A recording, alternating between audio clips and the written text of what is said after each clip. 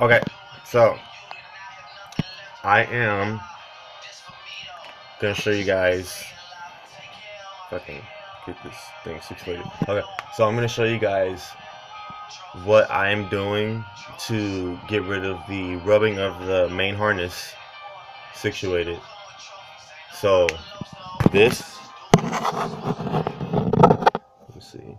So I had to rewire my harness.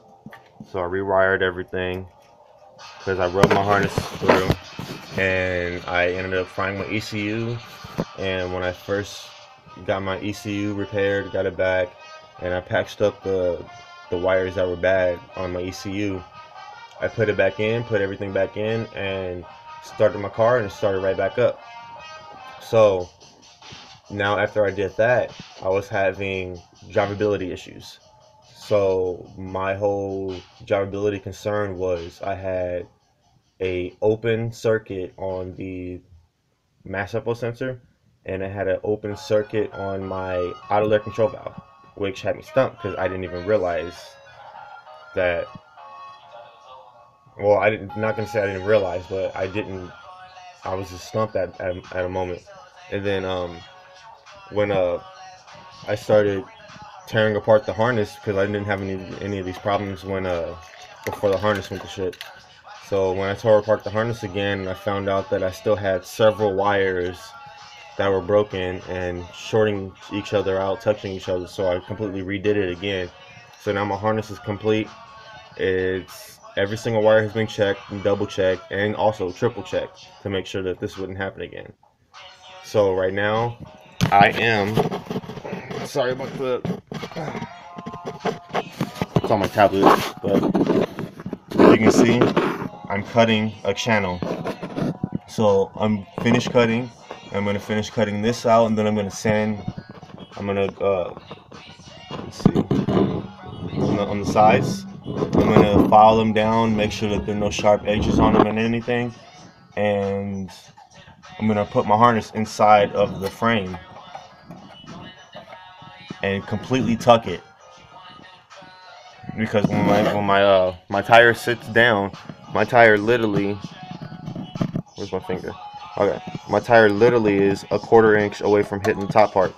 So in order for me to get rid of my harness problems completely, everyone is putting their harness on top right here and wrapping it that way.